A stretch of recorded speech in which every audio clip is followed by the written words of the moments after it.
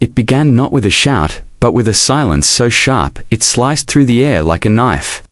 The Senate chamber was packed, buzzing with anticipation. The room had seen fiery debates, high-stakes hearings, and countless political battles, but this day felt different. Cameras were rolling, journalists poised with notepads and recorders, and all eyes were fixed on one man, Senator John Kennedy of Louisiana. Known for his wit, sharp tongue, and unapologetic manner, he stood quietly at the podium. A sealed folder gripped tightly in his hand. No one knew what was inside, but everyone knew it mattered.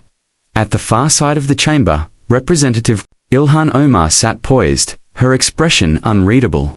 Over the years, she had faced countless attacks, political and personal, and weathered them all. She was used to controversy, used to standing alone. But even she could feel the tension in the room. This wasn't just another speech. This was something else. Kennedy looked up slowly, meeting the gaze of every senator, every journalist, and, finally, Omar herself. "This isn't about party lines," he began, his voice steady but heavy with something deeper.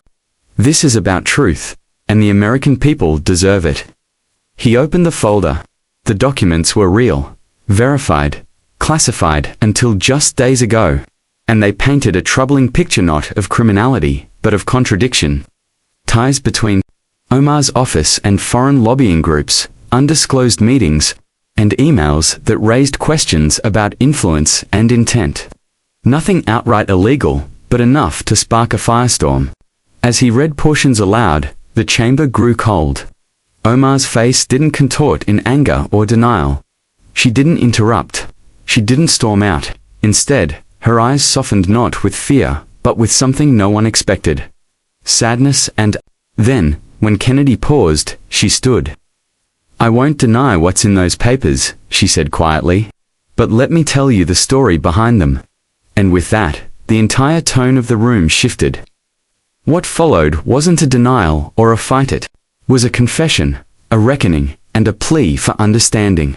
She spoke of her past, not the political one, but the personal one, fleeing a war-torn country as a child, navigating a new world with different rules, different languages, and constant judgment.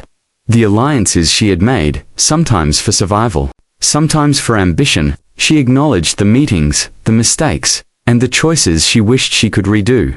"I came into this world of politics thinking I had to play their game to survive," she said. "But the truth is, I lost myself in it." The room was still. Then came the turning point. Kennedy, never one to show softness in public, looked down for a moment, then up again. "I believe in accountability," he said. "But I also believe in redemption." And in that rare, almost surreal moment, the two politicians so often cast as enemies found common ground. Kennedy proposed a bipartisan ethics review, not for punishment, but for clarity. Omar agreed, publicly and without hesitation. What followed in the weeks ahead was unlike anything Washington had seen in years. Instead of endless partisan bickering, there were difficult conversations. There were investigations, yes, but also reforms. New protocols for foreign influence transparency were proposed, and Omar became a key supporter, offering to work across the aisle to ensure no other young politician would feel forced to compromise their values just to belong. The media, initially hungry for a takedown, shifted their tone. This wasn't a scandal, it was a story of reckoning, honesty, and renewal. By the end of it all, both Kennedy and Omar stood in front of the cameras once again. "She faced the fire," Kennedy said, "and she didn't run. That's something rare." And Omar, with quiet strength, added, "The truth may hurt, but it can also heal. I'm not finished. I'm just beginning again, this time, on my own terms." The story left the nation divided, of course, as every major political moment does, but it also left many inspired, because, in a world where power so often crushes humility, here was a story where truth brought to rivals not to war, but to understanding. And that ... said it all.